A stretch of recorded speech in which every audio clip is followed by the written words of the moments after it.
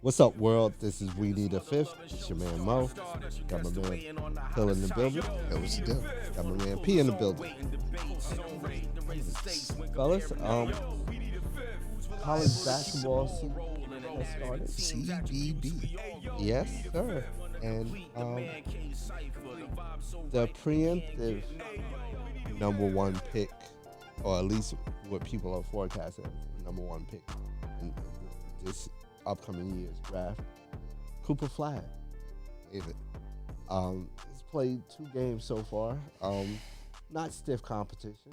I think his first game was against Maine, and second game was against Army, if I'm not mistaken. Correct. And he's had 35 points, Total. 15 rebounds. I want to say 7 or 8 blocks. Um, and he's established himself. Establishing or established already?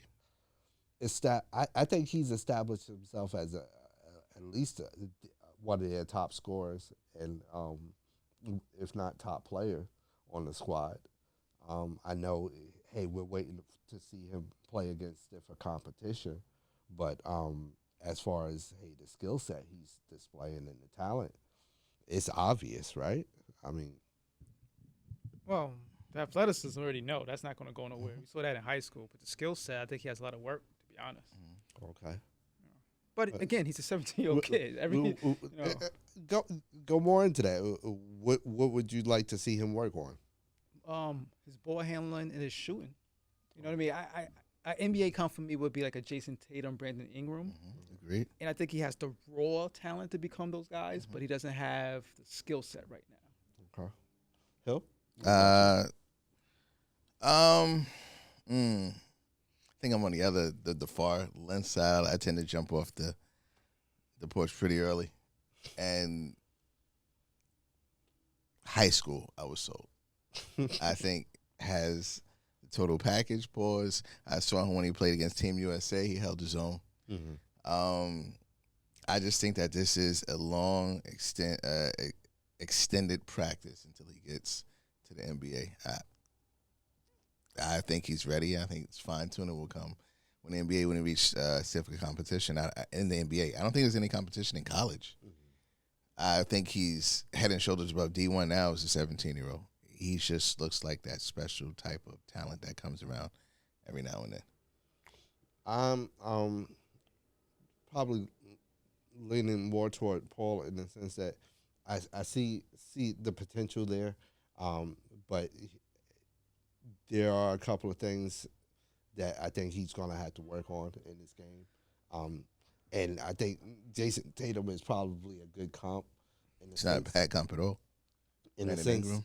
I think he has to work on the same thing that Jason had to work on or is working on, and it's like that shot where it comes from. It's like there's a hitch in his shot where it takes a long time to get from catch to delivery, you know what I mean, to actually shooting it and whatnot. So I think he can work on that. Like Jason Tatum had to work on that, whatnot. So but he looks like he's gonna be legit. If that's the case, then I think he'll have perfect time to do it. If y'all feel that way this entire season. I mean, if they don't deliver a championship with his talent the way I have him, then I fall on your pattern. I don't expect anything less than a chip. Wow. Okay, Because I haven't, without, and being fair, without seeing except a speck outside of possibly what Rutgers can do and what a Kansas could do, or maybe a more controlled setting with Carolina when they focus more on them. I don't see them not at least making the Final Four. Final Four, 18 points a game, solidify me good, fine. Number one so pick. don't think UConn defending champs could be a Anyone could. I think coaching now is going to get the coaches now are going to get paid their most this year. Because to me, this is a player that you have to scheme around, and for him to be held and to pull Duke losses, you're doing excellent coaching jobs. I have him step above step, talent wise. So going into it, some will say right now, Khan is like his 1A. So you might be scheming against 2, which makes Duke a really difficult team to handle. I just think him by himself should be an issue for this league. And I'm just talking at Duke. Do you guys like him better at Duke than you like Zion? Do you think he can take Duke further than Zion? No, I think I like him the same. I think Zion had more talent. Okay. Like you had Reddish and RJ Barrett. So I think that was probably. I mean, he had. I forgot where Reddish went, but I think he had 2 other lottery picks on his team. 3 in the top 15. Yeah, Duke maybe. Duke, well, they maybe. We'll see. It's early, but they might. Like the kid from Sudan at 7'2", hell of a prospect. You know what I mean? I was just about to say, hey, Cooper's it's not playing with bums. It's a gamble though. Like I think it's way too early. But I heard Embiid, but I'm old enough. I know who Dejan Diop is. So it could go either way. Okay. Any other players out there in the men's college basketball ranks that y'all looking at? Ace Bailey, Dylan Harper, across the GW. Okay. Out there in Rutgers. I didn't even get to really check them out yet, but it's been a lot of talk and a lot of hype surrounding them. Both of them, I think, would be the closest challengers to that number 1 pick in the draft. Absolutely. So I'm looking forward to watching those guys play. Actually, and it's something that we talked about a little bit off air, and I just want to bring it up. Is it me or we noticing more second generation, like, hey, NBA players, families being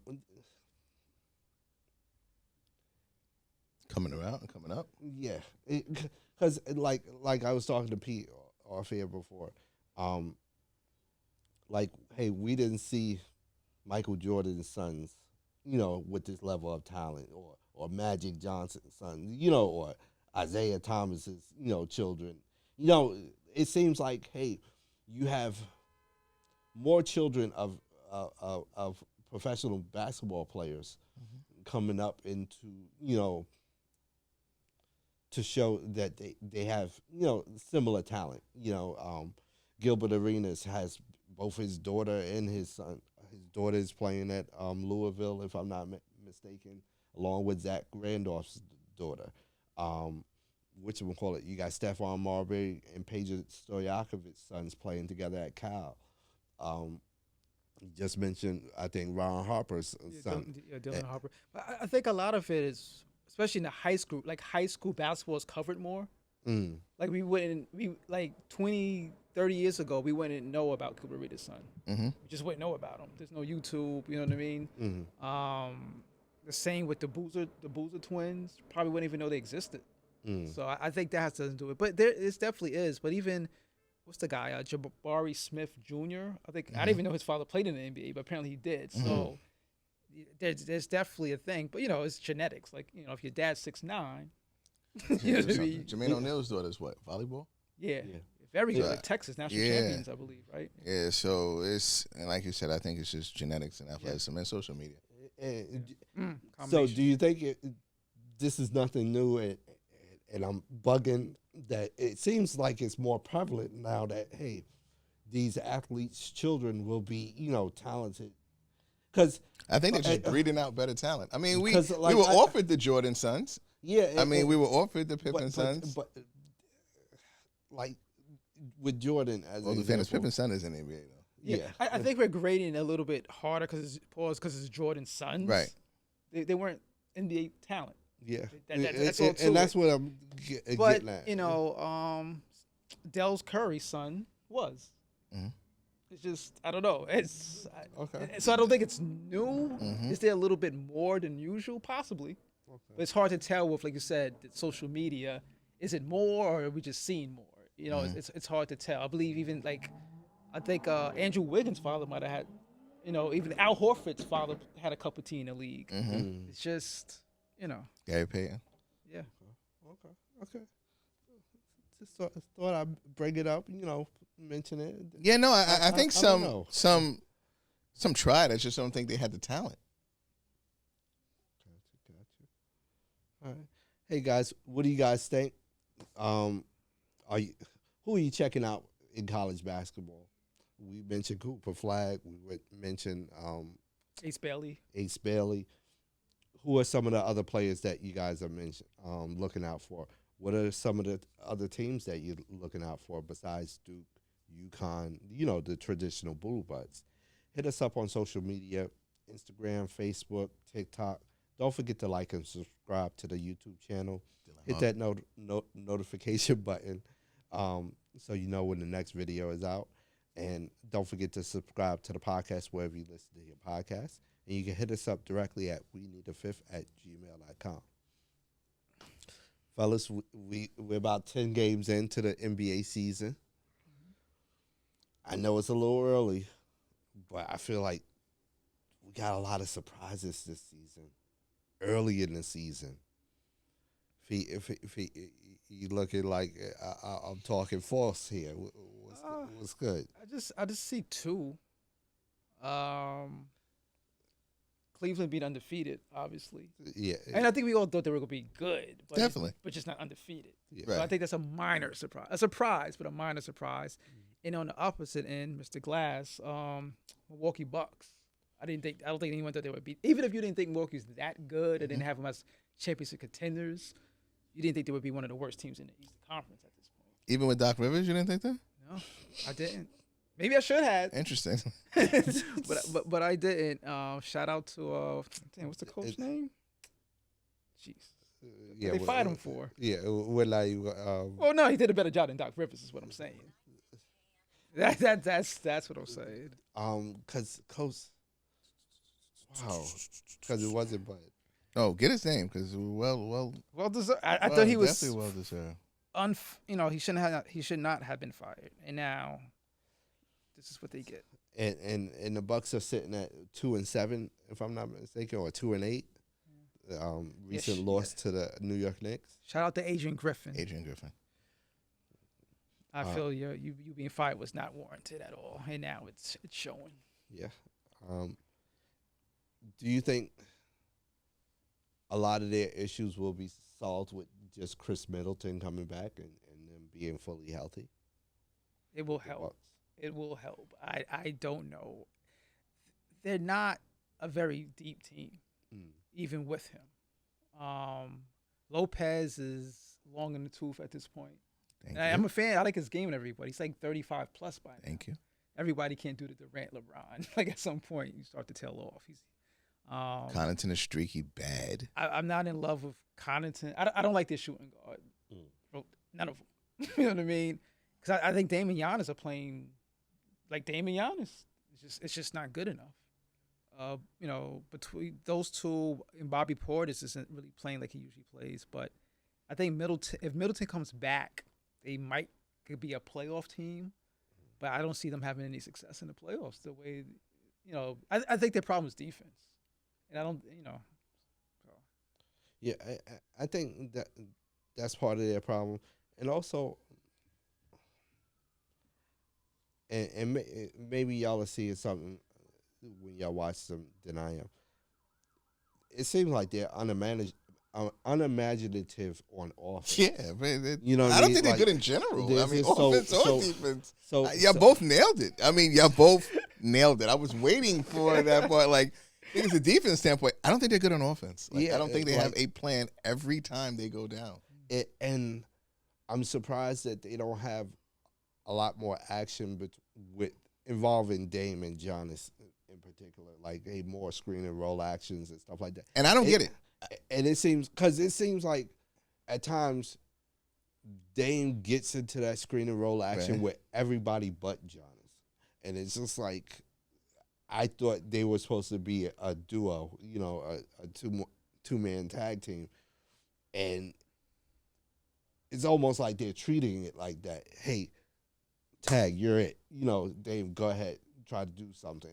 Giannis stand off in the corner, and then same thing when Giannis get the ball. Hey, all right, it's your turn, and Dame goes off into the corner, and it's like They remind me of Indiana, and it's in the fact that if I close my eyes and I mesh both teams and just split them up, I wouldn't have an option either way on offense. Pretty much, like when I look at them, I'm thinking, what is the game plan every time Dame come down? My best adage is when Dame crosses over is me for him to pull.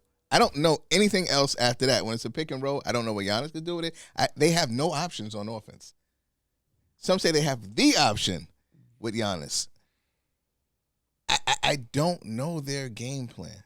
In the same way when I watch Indiana, it looks like everyone could take a shot, but no one should be taking a shot. Like, those are hockey games when I'm looking at Indiana and Milwaukee. I don't think anyone there is, and that's Halliburton.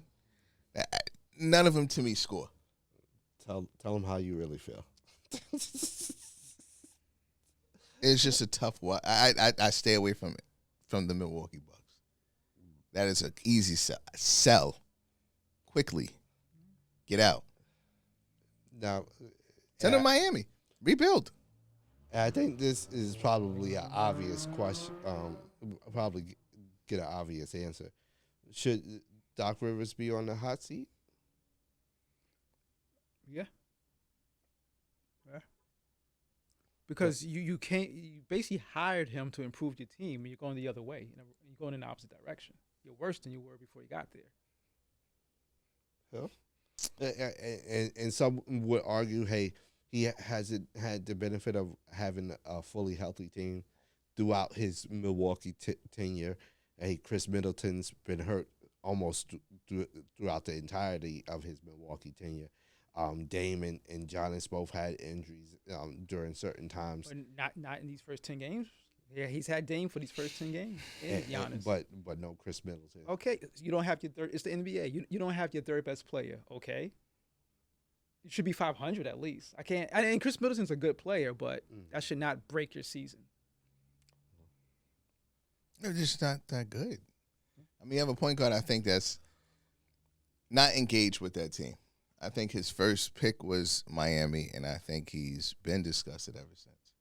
And he's playing regardless of him not going there. So if you're not engaged with that team and with that city, you're going to get ho-hum, and he's going to play how he decides to play. That's my analysis of Dame Lillard. I don't think you're getting the best version of Dame Lillard you are in Milwaukee, because Milwaukee should be better than this. So let me follow up on that. So you think that Milwaukee should think about trading Dame Lillard? You're not going to get any better than either one of them. I would find a package to get rid of both of them. Dame and Giannis. You're going to lose Giannis. Eventually you're going to use line. You're going to lose him. He's going to go on free agency. He's not going to stay in Milwaukee. Yeah, you know me. I never trade in your superstar just to rebuild, because then you'll suck like Portland's sucking right now. I don't know, to be honest. Like, Dame, as far as like Dame, I disagree with Hill. I think it's hard as he's playing well because the team is bad. So I should just say he's putting up the regular numbers. Obviously, they're not impacting winning. At this point, especially factoring Dame's age, I probably would look to move him. I mean, I'm a fan of Dame and everything, but I would look to move him. And then I would try to retool, not rebuild, but retool around Giannis. But I would definitely, I wouldn't trade Giannis. I would look towards definitely Dame, get as much draft picks as possible. Definitely Giannis, much draft picks as possible. 1 and 6 or 2 and 6 right now. Tank it out. Abundance of draft picks, and being sucky is Cooper Flag and that. And I'm building around Cooper Flag, and my rebuild is with that. In a small market, which would embrace Cooper with less personalities. As of now, I don't know. He could turn into a diva once he gets. But that's a big gamble. What if gamble. What if you end up with the 4th pick in the draft? Then so I'm willing to actually take that risk, because And well, at this point, you get the 4th pick in the draft with Giannis and Dame. Basically, what you're saying.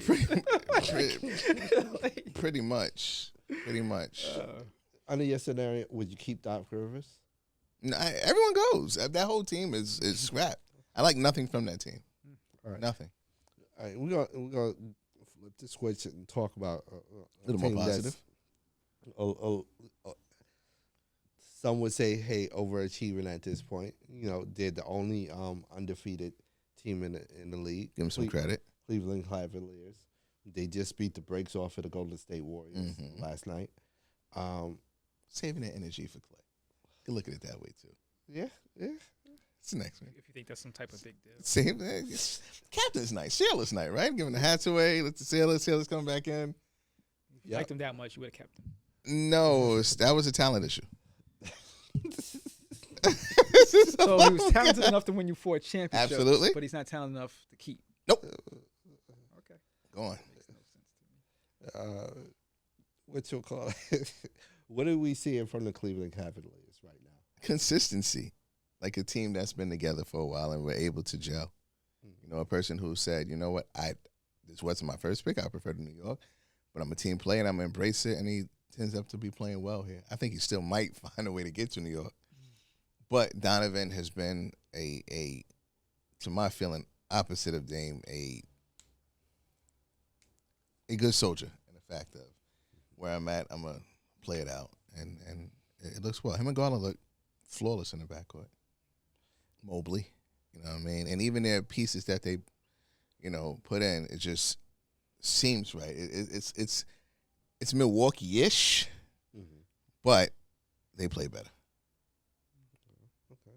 Pete, what are you seeing? Yeah, I think he'll hit it on the head. Like I think it's consistency. They've been together. It's only been like a year. It's consistency and health, right? I don't think they're the most talented team in the East, but they're up there.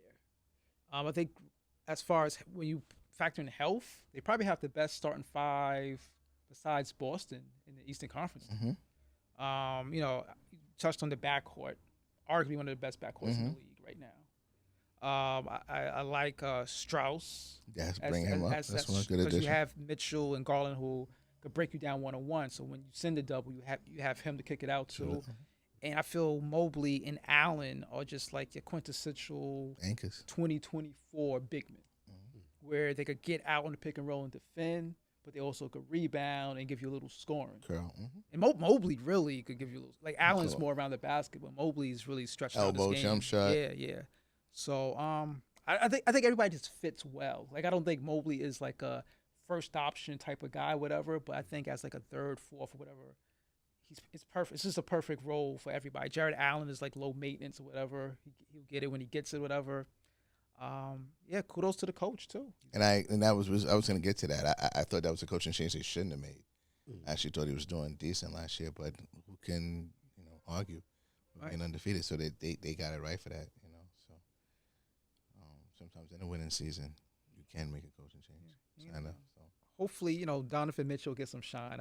I've made arguments for him for the MVP when he was in Utah with the best record in the league.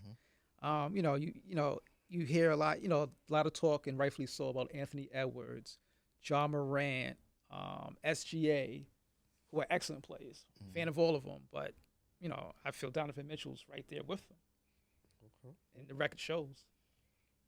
Yeah, I agree with everything you guys have said. I think, besides Boston, they have one of the most complete teams in the East. You got Karis LeVert coming off the bench and stuff like that. So, and I think because they've been able to keep this unit together for a couple of seasons, they've gone through those growing pains of, making playoff runs and coming up a little short and stuff like that. And I think that maturity that type of journey creates is starting to show and pay dividends for them and whatnot. So, nice surprise in Cleveland. Golden State. Now, I don't think this is a team that any of us really predicted to be in the position that they are in right now. Yeah, I'm not sure if I had them in the playoffs. I don't think any of us did. I don't think they even have a playoff team. Yeah. That's going to be real bad. No player over 6'9" and leading the league in rebounding? That's, what is that, coaching? Hard? What is that? I think it's all of the above. I think it's early. Okay, but for now, I would include that with all of the above. Absolutely. But even But let's just say right now, just like we gave Cleveland their credit. Yeah. Though, I feel like we have to give Golden State their credit. Coaching, playing, teamwork, whatever. They're doing something right. And I think one of the things we were talking about with certain teams, because they don't have an overabundance of talent or even bigs or whatnot. Certain teams like Golden State, I think they have to capitalize off of the beginning of the season as far as catching teams when they might not know their full identity yet, or catching teams, recovering from a back-to-back early in the season that, hey, or should beat them. Like, hey, Boston Celtics, catching a Boston Celtics team without Porzingis coming off a back-to-back. You need to win these early games that you have these opportunities with, so that, hey, later on in the season when teams are a little bit more developed and have their identity more in place and start becoming a harder competition, hey, you can afford to lose a couple of those games later on in the season because, hey, you've gone on a run similar to this where you've been able to stack up meaningful W's, and get your record straight. I don't think they're the type of team that could crawl out of a hole like we anticipate Philly may be able to do once they have. I don't know about that either. Yeah, and it's sadly segue to Philly real quick. They're not surprising to me because at this point you expect them to be hurt. Mm-hmm. Unfortunately, like I think I said it in one of the early shows. Talent wise, I think they, if not better than Boston, they're right there with Boston. But there's no way I would pick them because of their injury history, and it's reared its ugly head. And now even Max is going down. Yeah, I had them, of course, winning the East, barring reality. Of course, I'm living in the sixth dimension over here, thinking that they all would play and would be healthy. So it's disappointing, but it's expected, like you said. No, as a fan, it's definitely disappointing. They have a good team. Like they've been like Reggie Jackson, Drummond. Like they had. Arguably, they probably like 1 through 15. They probably had the most talent in the league, and but injuries rears its ugly head. Talk about Philly. Got to talk about their superstar big man, Joel Embiid. Mm-hmm. What do you think about a couple of the issues that come up lately with him? The reporter? And talk about the reporter. I'm also talking about him coming out. Pretty much questioning why people are questioning his desire to play. That whole rant that he went through. No more back-to-backs? Where he is like, hey, I put my body on the line for the city, and people shouldn't question whether or not I want to play, stuff like that. Yeah, that's fine for clicks, and we want clicks over here and everything.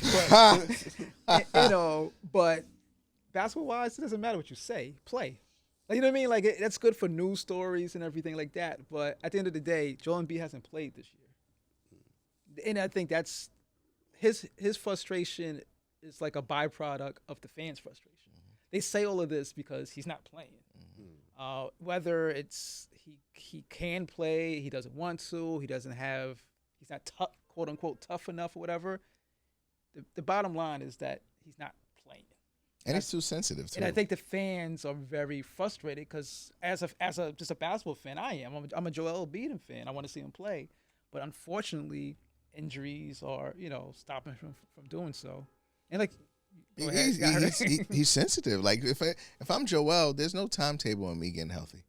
So my statement is pretty much, when I'm ready, I can't wait to join my team and come out and play. With that comes maturity. You know what I mean? So, but he, like he says, he takes things too serious. And I think he's taking, at least from where I'm sitting, I don't think anybody's questioned his desire to play. Just get healthy and come back is what people want. I think don't think he wants to play? Pete, to be fair, I think people have questioned, hey, what he does to prepare for the season, and especially, hey, after you go to the Olympics, and normally when players go to the Olympics, they have a better season coming into the NBA season. This guy, hey, you went to the Olympics, and then the first statement is, I'm not playing back-to-backs.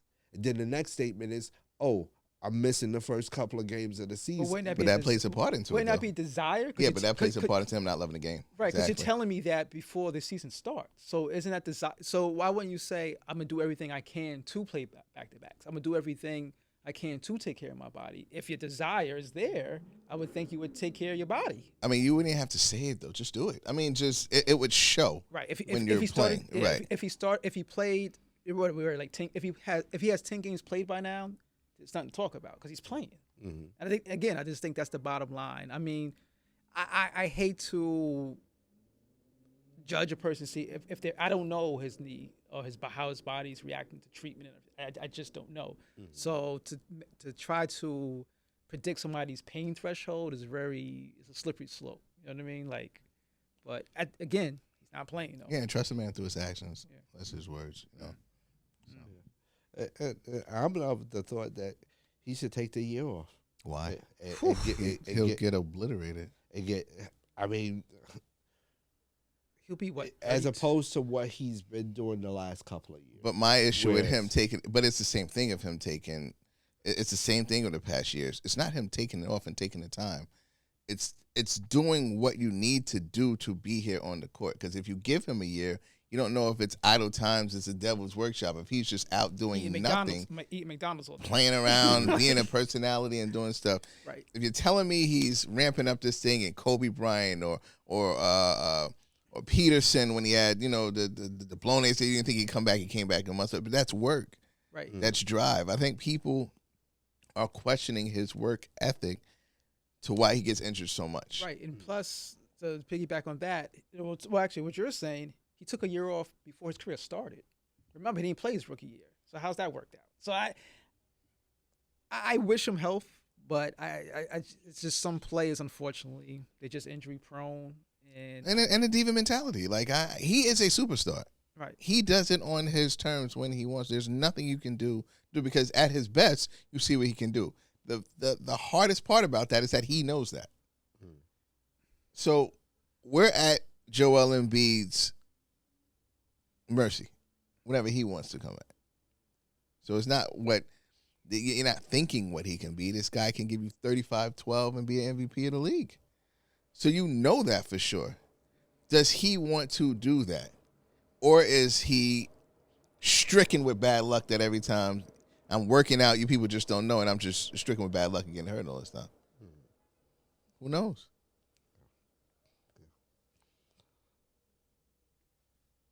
Let me ask you guys, did we expect the Eastern Conference to be this bad?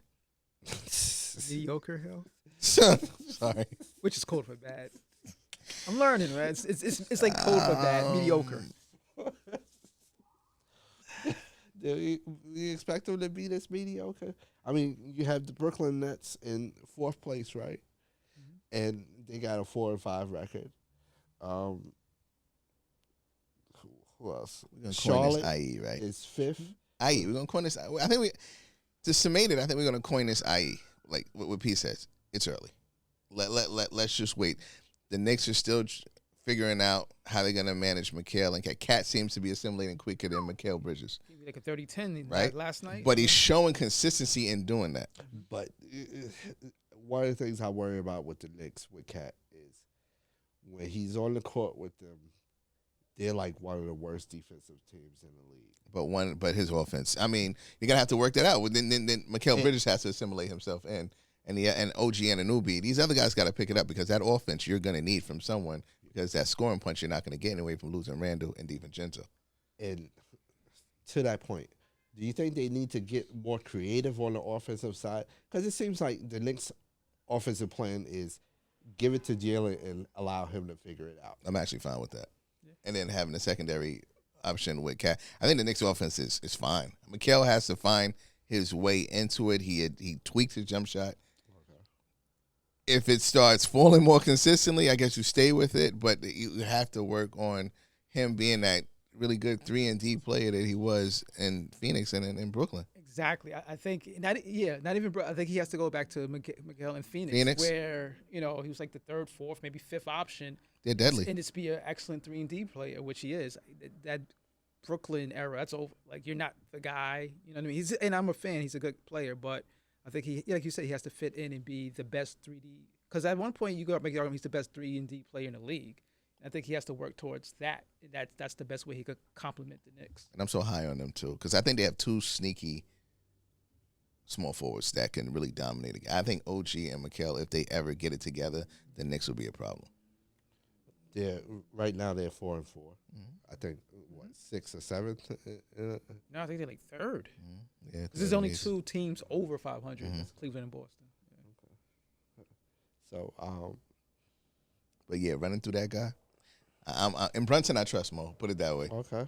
Yeah, I don't know. If there's any guy you want to run your offense through, yeah, Jalen Brunson. He makes the right decisions. I don't know what else to tell you. I'm comfortable with the balls in his hands. I'm comfortable. All right, they tell me this team is a surprise too, and P wants me to talk about one of his favorite coaches, Coach Bud. Coach Bud in Phoenix. I think they just won their game last night against Dallas. Puts it at 7 in a row, I believe. Second best record in the NBA. Yeah, that too, P. If you want to say it louder, with your chest. What do we think about what's happening in Phoenix? Is it just purely the Durant effect, or is it more about, hey, they've been able to fill in certain roles, like having a traditional point guard in Tyus Jones,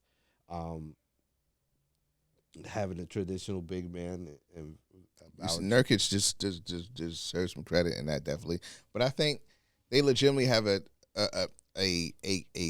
solid 3 now. Bradley Beal has jumped out the gate quicker than actually Booker has this year. Durant is just on autopilot. But Bradley Beal is, defense-wise, he's back. And scoring-wise, he's got that confidence back. I think he took a jolt dealing with Anthony Edwards towards the end, and I guess he had to shake off the cobwebs and work out. And it seems like he did. Do I give that to Coach Bud? No, I think Bradley Beal was always a good player. And this is what Phoenix has been waiting on. Yusef Nurkic brings toughness, nastiness at the front court, which they needed. Phoenix, a traditional point guard, it helps just taking some pressure off of Booker, bringing it up, and he can get into this half-court sets. But Booker is starting to, lag right now. I don't know if he's saving it. It's just 10 games into it. But to be fair to Booker, I think when you have a big 3 like they do, like with 3 guys that put the ball in the hole, one of them is going to have to defer. No, I think you need all 3 of them to be great to win a championship. Neither one of them. I think Booker needs to be Booker if he was last year and the year before. I think Booker needs to give you about 26, 27 a game. And Durant has to give you 28, and I think Bill needs to give you somewhere around 24 points a game for no winning championship. You're not going to get that. Forget about it. It's a lot, but that's what you're going to need. I kind of agree with what you guys are saying. I think part of it is Team USA, again, which was alluded to last segment. Katie and Booker are more familiar with each other, although I know Booker's not playing as well. But the familiarity, you know what I mean, I think helps over the summer. And Bill's healthy. I think, because we were joking, you had a big 2.3, like now it's actually a big 3. Yeah. I think that's huge, really well. especially with the salaries that they all make. Like Bill has to be Bill because we're paying you. That's what they're paying you to be. And that's why our bench isn't what other benches are, because we're so top heavy with these guys, with the big 3. Shout out to Royce too. He's been in his bag too. Yeah, Royce O'Neal's played well. So the role plays played well. Grayson. I've always liked Yusef Nurkic, so that's no surprise to me, to be honest. But in Durant's efficiency, I think that's like a huge key when you have these big 3s. Like it's tough to have a big 3 with a whole bunch of volume shooters, but when you have someone that efficient, like KD, it's almost like he could put up 25 being the third option almost. You know what I mean? Because he's so efficient. So I think, I think that's something Booker might have to work on, to be more efficient, like to meet Hill standards, Bill and Booker have to have efficiency because it's not a one-man show where you're just going to have 30 shots a night. You might get 15 to 20.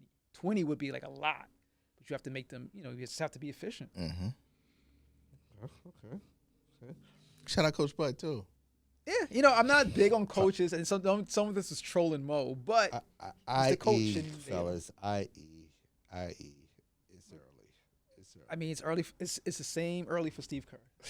That's all I'm saying, right? If it's early for Coach Bud, it's early for Steve Kerr. Yeah. Four of them things. Got one. Got time.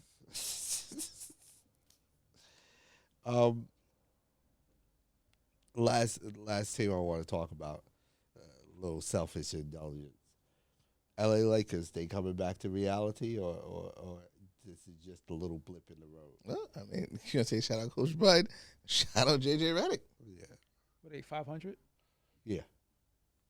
You expect anything different from the year? I mean, I think I had him at, 40 and 42? Shout out to Darvin Ham. Shout out to Darvin Ham. Yeah, I mean.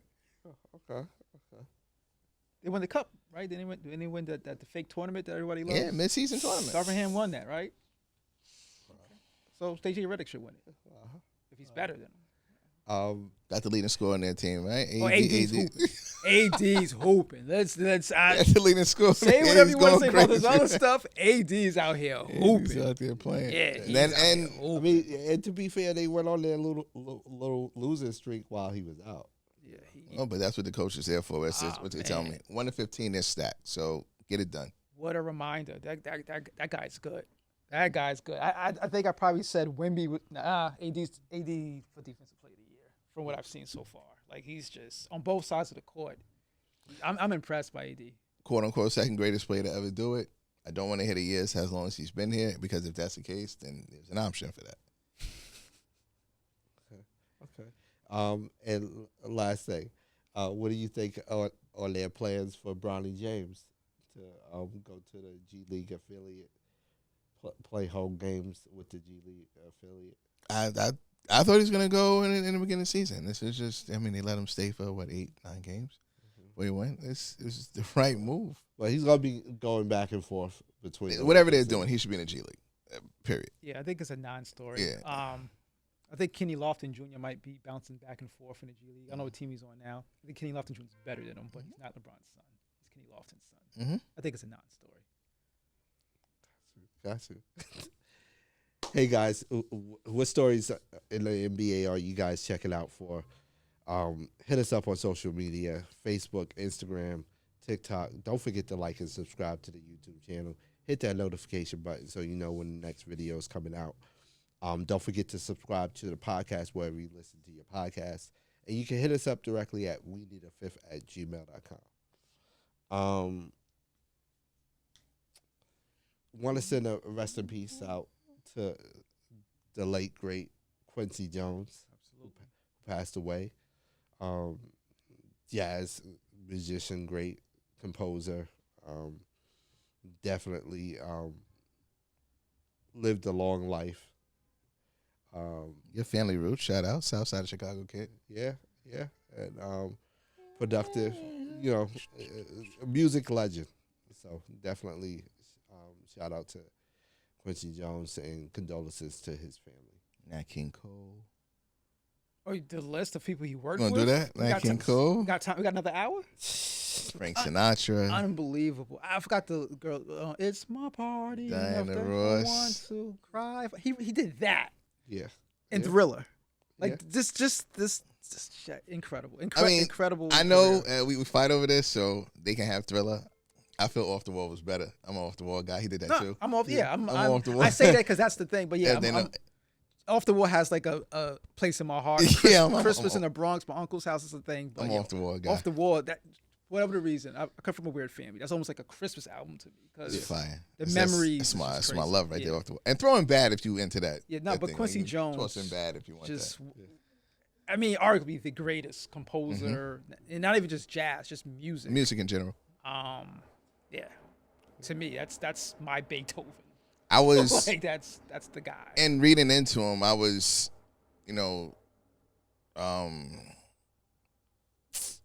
I I guess, saddened by.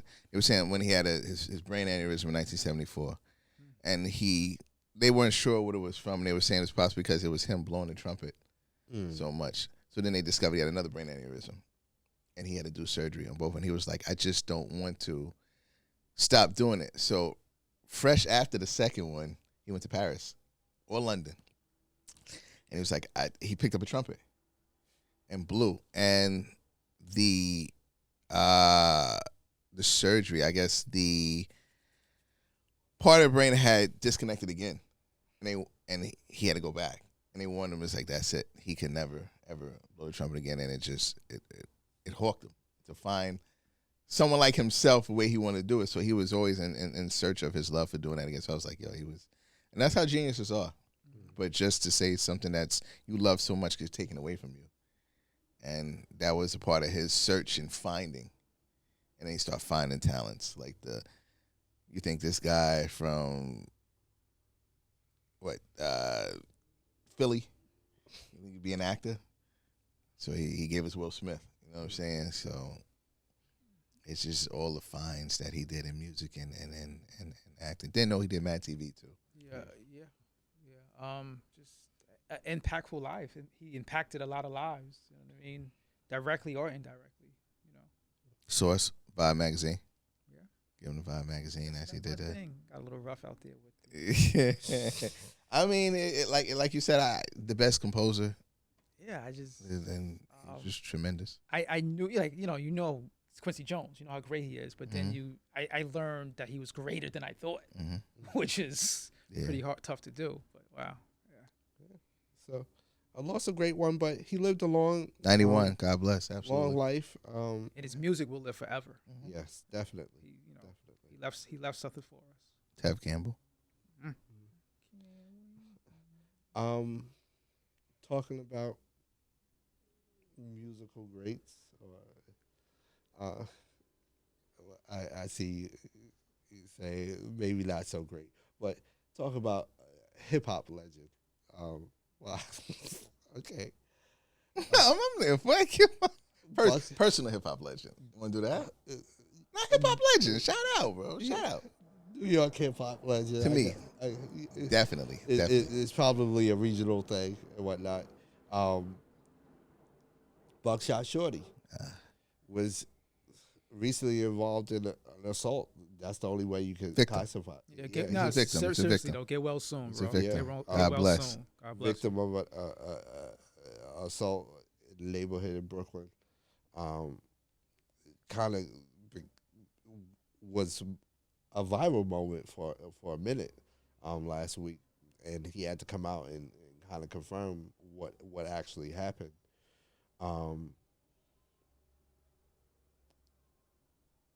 First thoughts on the video, if you got a chance to see it. There's a video of him, after the assault occurred. What it led to the assault. And also, there's a video of what happened right before the assault. First, did you guys get to watch their videos? I saw the video prior to the assault. I actually didn't. I saw a picture, but I didn't see what happened after. I didn't see any video like after the assault. Saw both. Yeah. What was your thoughts? As an older man, I think we need to just make smarter decisions. Especially as a businessman, as he is, I think you have the resources to use the authorities, use the courts, and do what you need to do. We don't need this whole persona of I'm tough to do it myself. You know what I mean? I think we spoke before. Like, why don't you have a grounds or a business manager that's a property manager that's able to collect your funds and fees? You're too big for that. If you're owning these multiple properties around, I wouldn't be doing it myself anyway. But this feeling, which needs to go away, especially in our community, is that certain things need to be addressed the correct way with the correct people of doing it. You're not gaining anything like we were in our teens and 20s of being tough and showing machismo. I'm not going to places where you already had a history of issues from collecting from these people. It's been volatile. all right, you want your money, I get it, but a lot of landlords, unfortunately, are going through this right now with getting payments. You got to let it play itself out in the court, and hopefully laws change here in states like they did in Georgia and in Florida, where you don't have so much of squatter laws. So I know the frustration Buck was dealing with, but if you see prior to the assault, there is a time in which I felt that Buck should have stopped. Yeah. It proceeded. Frustration played a part. Machismo played a part. And it got out of hand, and then the results were the results. Was he wrong in addressing why he shouldn't get his money? No. The actions after, I thought were, though. Because especially could have been avoidable, put it that way. Yeah, and I think that's the main thing is that it felt like it was a situation that he could have avoided, if not de-escalated. And it felt like he was trying to prove something that at his age and his standing, especially as a property owner, businessman, that he shouldn't feel like the need to do. With health issues. Yeah. So it's like, hey, you shouldn't worry about if someone's talking about you calling the police. You're not a criminal. That was it. I mean, you're not a criminal. You're a taxpayer and civilian. Make your taxes work for yourself. Yeah. So, but then you put this man in a corner. He's with his grandmother and his child. So you're pushing someone to the rink of like, you're following me. Like, something's gonna have to be done. And we don't know the specifics after it. Buck's saying one thing. Well, and then what we see is after.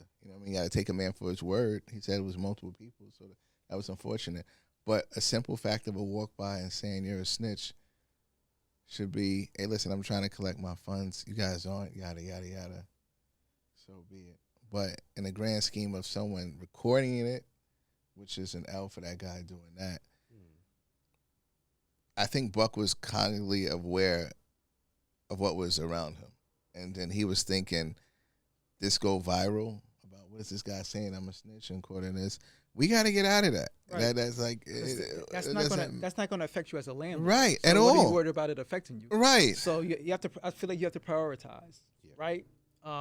If it affects people thinking how tough you are, that's not on top. It shouldn't be on top of your priority list. Being a successful landlord should be more important. Sometimes being tough is walking away. Yeah. You know what I mean? Being a man is making decisions and think about the people who depend on you and the people who you can help. In your own physical safety, you have to take that into account. And unfortunately, I don't think he did. I get it. We all men, we all have emotions, we all have pride. Definitely. But, sometimes emotions can lower people's intelligence. Right. In decision making. You gotta pick your battles. Yeah. You gotta pick your battles. You know your capabilities. We all do. You know what I mean? If you're confident in that situation, proceed. Do what you got to do. It is what it is. But like you said, sometimes being a man is knowing when the fight's not needed to win the war. Because no matter whether he's a snitch or not, that doesn't pay his bills. Yeah, and being tough doesn't pay his bills at this point. And being a good landlord does. Right. And unfortunately, we're all from the same culture, right? And it's unfortunately, that's part of the culture. I'll speak for us, because I feel like I can because we grew up together. Fortunately, we learned better. You know what I mean? We figured out like what's important, what's not important. No one's trying to win. They don't hand out Tough Guy of the Year awards. You know what I mean? So I just think he made a bad decision. I think in hindsight, I'm pretty sure he knows what he should have done. Right, absolutely. So I agree with you. I think it was like a spur of a moment emotion, emotions. I look at Buckshot as a very intelligent guy. That just made an unintelligent decision in that moment. He felt his hand was forced. I hate that, but it clearly wasn't. And it happens. Yeah. I'm gonna have to, I'll paraphrase, but watch Boondocks. It was an N-word moment. Mm-hmm. You know what I mean? Yeah. That's what it was. Like, and not to say that, hey, anybody deserves to be assaulted, you know what I mean, and whatnot, for what you say or whatnot, but growing up in that area, growing up in that neighborhood, most people would think that he would know how to navigate that situation better. Correct. And get to a better outcome than what he received. Yeah. But you can choose your actions, but you can't choose your repercussions. Yeah, no, not whatsoever. Absolutely. That's the best way to say it too. And it also provides, and being cliche, like these aren't your father's Steelers per se. Like, these aren't the kids we grew up with. I'm like, it's not like in our teens and our 20s, they're different. It could have been worse. Yes. It could have been worse. You Exactly. can't go into these type of situations expecting a fist fight. I'll leave it at that. Yeah. Get well soon, my guy. Yeah, definitely get well soon. Question. And 93. If that album is not in your top 10 in 93, you're bugging. And we got to get better, all the way around. Hopefully, this will be a learning moment for all. Yeah. People just don't look at it as entertainment. Ha ha ha. Hopefully, this will be a learning moment for Black culture. And find out who he is after, because people wondering, and then you Google, you say, oh, everybody's saying this guy. Hopefully, it makes you look into his catalog and know that he was a great. So get my guy in there. He was all right. He was good. He was all right. I got you. Cool. You want to kick him while he's still recovering? Got you. Cool. Buck, I'm here for you, Buck. Nah, Hill's a day one fan. Yeah, Hill quietly, Hill might have put me on. Yeah, you gotta have that, all man. 93, you gotta have that guy in your catalog, man. All right. What's on the radar, fellas? Shout out to, speaking of such, my man Tony Todd, Candyman, passed away yesterday. So I want to give a shout out to my guy. On my radar, I mean, we usually stay away from politics, but on my radar is Wall Street. I found it very interesting after the election. I think pretty much everything's like on their all-time highs, which leads me to think that everything went according to plan, according to Wall Street. Because usually, there's volatility, succession plans and everything, uncertainty. But for Wall Street, for the stock market to be doing this well, right the day after the election, makes it feel like a lot of people betted and won. Betted on this, and okay, we're lit. Betted and won. Put it that way. So Wall Street is on my radar for my traders and stocks, and stock investors, options, all that stuff. What's on my radar? College basketball, women's college basketball. Really interested to see what USC, both University of South Carolina and University of Southern California, do. Really interested to see what UConn could do and what looks like Paige Becker's last season there. In this NBA season, man, I know we talked about a lot of the teams that surprised us, but I feel like NBA has been giving us a good product so far this season, and it's a lot of parity. Don't know which team is going to win. Unless it's Cleveland. And according to a friend of mine in DraftKings and OKC, pretty much a great bet almost every night. It will get to see if those young teams like Cleveland and OKC can make the next step that, hey, Boston was able to make last year, and Dallas was able to make last year. We'll see if they're ready to make that step. All right, to all our fifths out there, get well soon, Buck. All right, nah, for real, definitely. Heal up. Definitely. Heal up. All right, peace. Peace.